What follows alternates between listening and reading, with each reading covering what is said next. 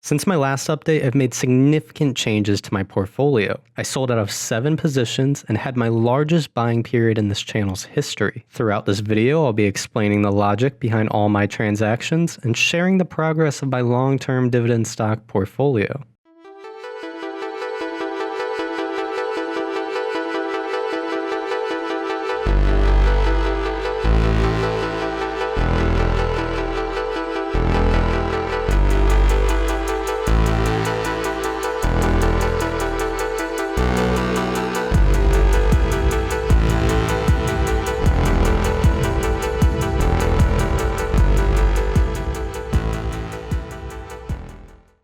My name is Zach, and you should leave a like and subscribe to the channel if you enjoy the video. Before we start the analysis, I'd like to thank everyone that's subscribed to the channel so far. We recently passed 50,000 subscribers, and that's a pretty big milestone. The channel's been growing faster than I expected, and I'm glad so many people have found value in the videos. Also, I'd like to let everyone know that you can support the channel over on patreon.com/dividenddata. Currently, you can gain access to a community Discord server for $1 a month. I chat on there frequently and try to answer viewer questions. At the $5 tier, you can get a spreadsheet that contains my entire stock portfolio. Over time, additional perks will be added as well. When you support on Patreon, you're in a way a shareholder in the channel. This will help fuel growth and allow me to produce more content in the future. With that said, let's dive into the portfolio. This table shows that since May 2020, I've gone from $32,939 to $45,610 invested. During this same time frame, we can see that my dividend yield on cost increased from 4.58% to 5.3%, and my compound dividend yield increased from 4.61% to 5.47%.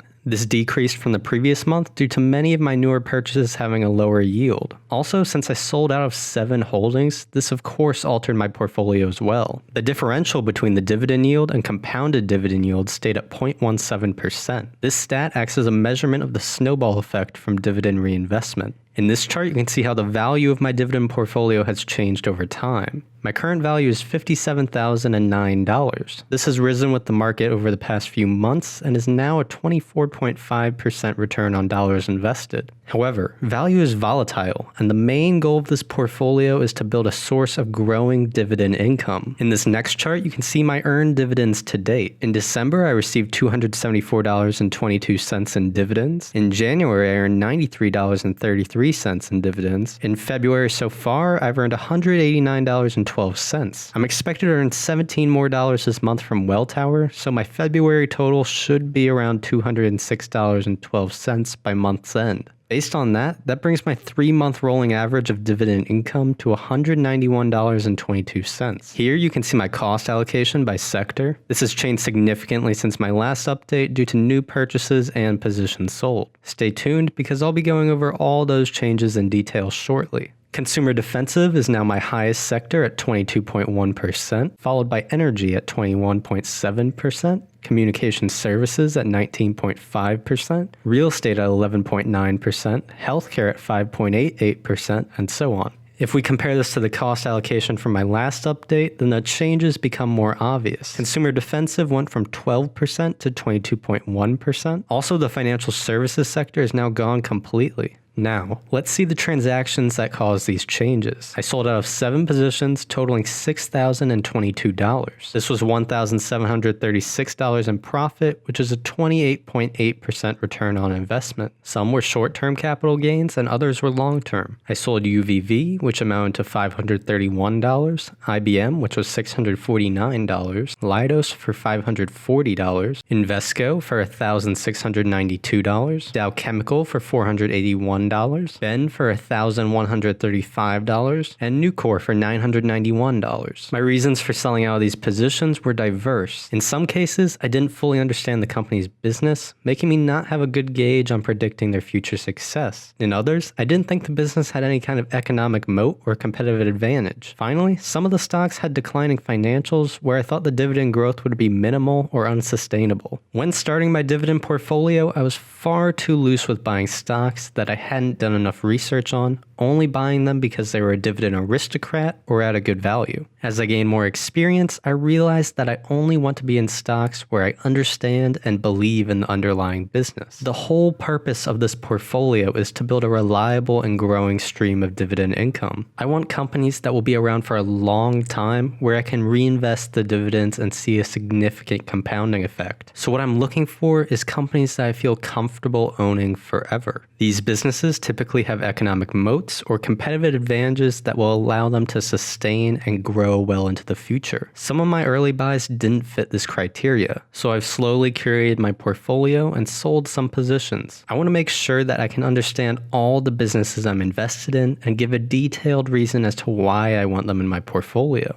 A simple portfolio is the best portfolio. Going forward, I expect I'll condense my portfolio even more into stocks I identify as my core holdings. I actually have 3 more stocks I'm looking to sell, but I'm waiting till they hit the long-term capital gains mark. This will bring my dividend portfolio to 25 holdings. Alright, now let's get to all my recent buys. Since the last update, I've invested a total of $7,771.15, which is my largest month of buying on this channel thus far. I bought 3 shares of Apple at an average cost of $129.91, giving it a 0.63% starting dividend yield. This stock is not the best value at the moment, especially from the dividend perspective, but it's a company that I'm looking to make into a top holding. It has a huge moat from its brand and product ecosystem, which I discussed heavily in my Apple stock review. Additionally, its financials are growing steadily, and there's plenty of room to grow the dividend over time. I purchased 1 share of Microsoft at $212.45, giving it a 1.05% starting dividend yield. Similar to Apple, this is a company I want to build as a core part of the portfolio. I just did a stock review on Microsoft, which will give you every reason as to why I'm looking to buy this stock. I bought 5 shares of Disney at an average cost of $166.61. Disney is one of the stocks I'm most bullish on and want to make it a core part of the portfolio. Their media brands create a giant economic moat, and Disney Plus will be a cash cow for the company. With their parks and merchandise, they monetize entertainment content better than anyone.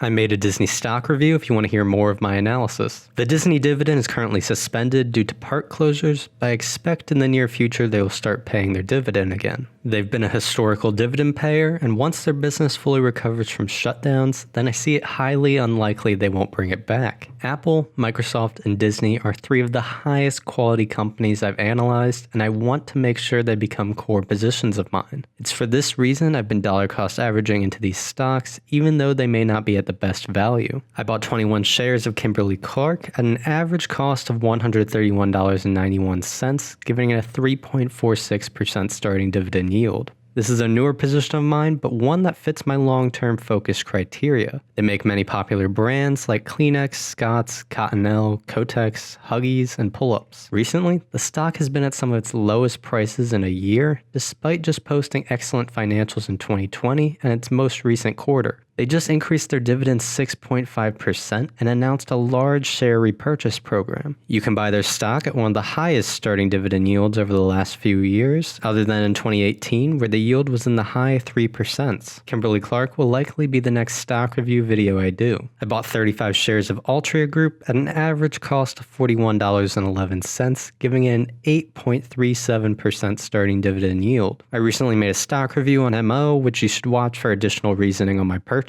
I bought 7 shares of PepsiCo at an average cost of $135.87, giving it a 3.01% starting dividend yield. Based on the last 5 years, anytime you can get Pepsi over 3% yield, it's a good value from the dividend perspective. I bought 15 more shares of AT&T at an average cost of $28.49, giving it a 7.3% dividend yield. I bought 4 shares of Realty Income at an average cost of $57.60, giving it a 4.88% starting dividend yield. I bought 4 shares of the Coca-Cola Company at an average cost of $48.24, giving it a 3.4% starting dividend yield. Similar to PepsiCo, this is a long-term holding of mine, and historically mid 3% is a good starting dividend yield. I bought 6 shares of Kroger at an average cost of $31.61, giving it a 2.28% starting dividend yield. This is one I've been wanting to load up on, but the price went up as soon as I started buying. Plus, it was recently announced that Warren Buffett Buffett increased his stake in Kroger over the past quarter. Great minds think alike, except he actually ended up with some.